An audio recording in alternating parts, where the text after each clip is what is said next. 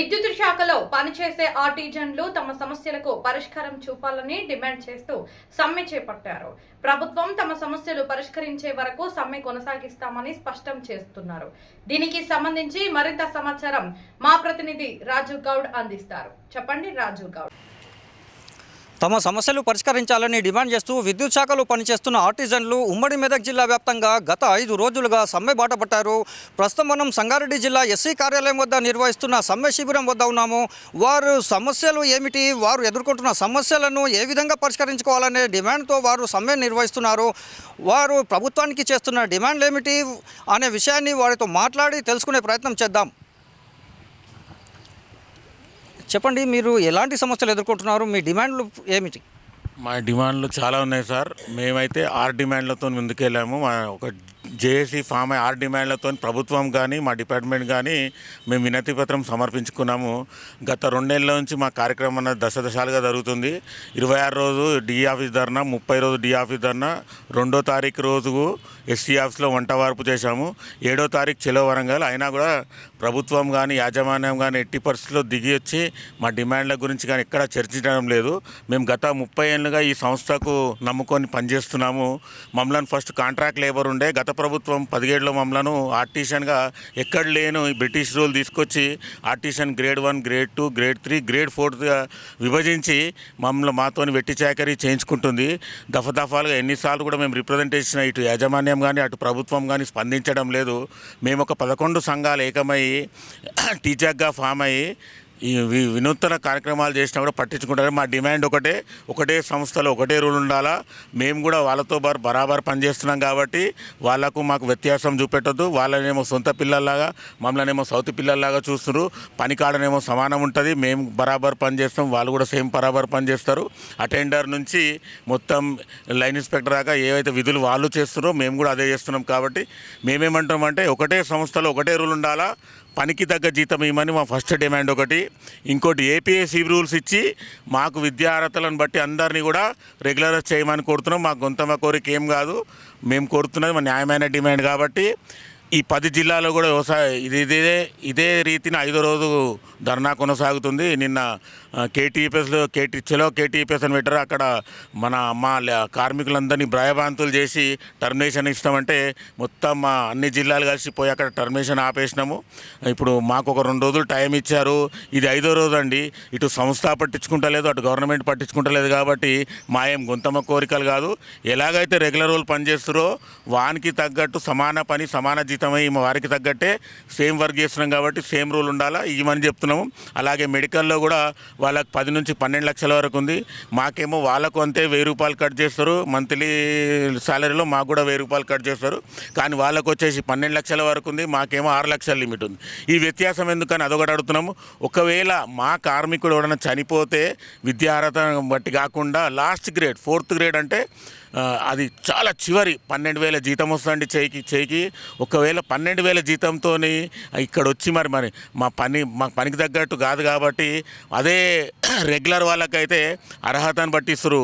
Degree ఉంటే junior assistant ఇస్తారు, diploma ఉంటే సబ్ ఇంజనీర్గా ఇస్తారు. కాబట్టి ఆ వ్యత్యాసం ఉందని మా డిమాండ్లు ఇవే. గొంతమ్మ కోరికలు ఏం లేవు. 5వ రోజు అయింది.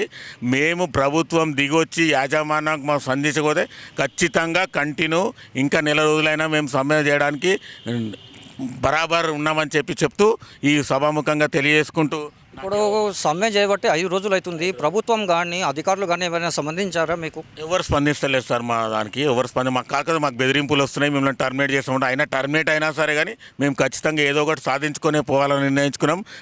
ఏ పిలుపునిచ్చినా కూడా మేము ముందుండి చేస్తున్నాము.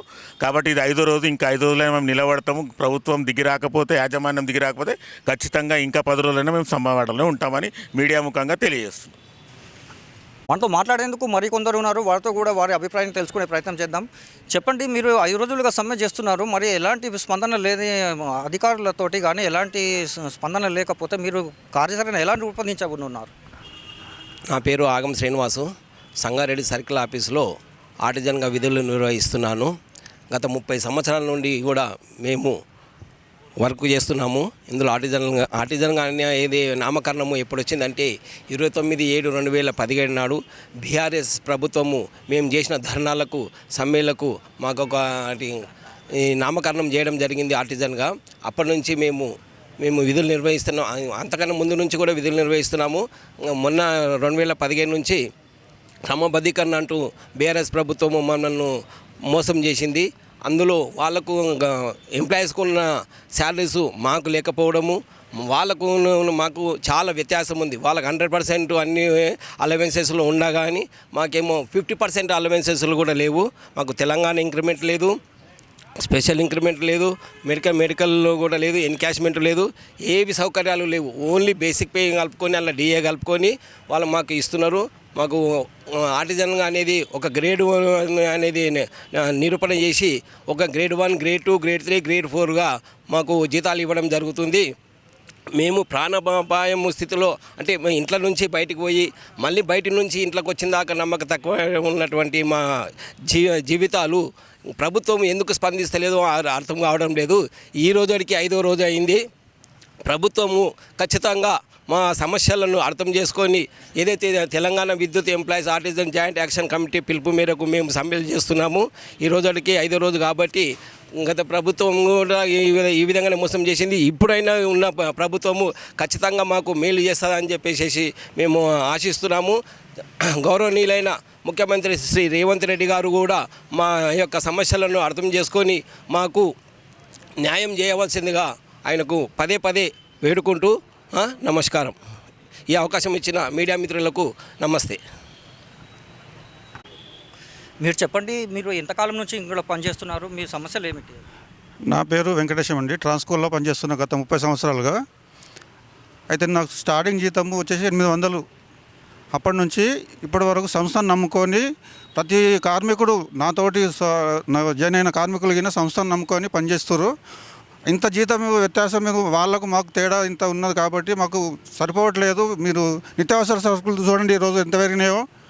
మాకు సరిపోక మేము ఇబ్బంది పడి అందరం ఐక్యమై జాగ్గా ఏర్పడి ధర్నా చేస్తున్నాము గత 5 రోజులుగా.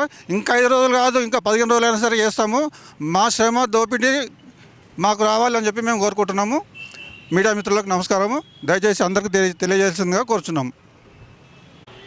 ప్రభుత్వ ఉద్యోగులతో సమానంగా పనిచేస్తున్న తమను ప్రభుత్వం వ్యత్యాసంగా చూస్తుండడం తమను జీర్ణించుకోలేకపోతుందని, తమ సమస్యలు పరిష్కరించే వరకు సమ్మె కొనసాగుతుందని వారు స్పష్టం చేస్తున్నారు. కెమెరామెన్ జనార్దన్తో Raju Goud, my voice news, Sangareddy నుంచి.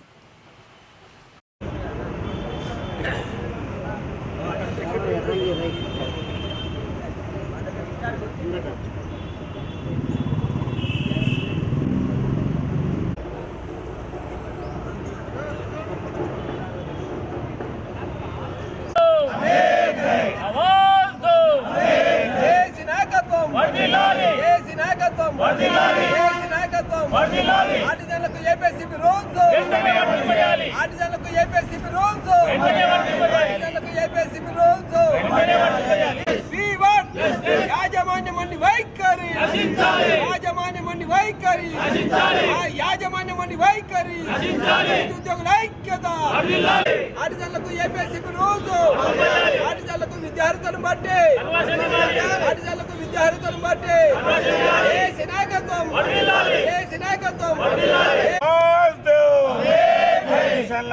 ఆర్టిజన్లందరినీ వెంటనే, ఆర్టిజన్లను వెంటనే, ఏపీఎస్సీలు వెంటనే, జేఏసీ నాయకత్వం. అవద్దు, అవద్దు, అవద్దు, జేఏసీ నాయకత్వం. అవద్దు, అవద్దు, ఆర్టిజన్ల ఐక్యత, ఆర్టిజన్ల ఐక్యత, విద్యుత్ ఉద్యోగుల ఐక్యత. అవద్దు.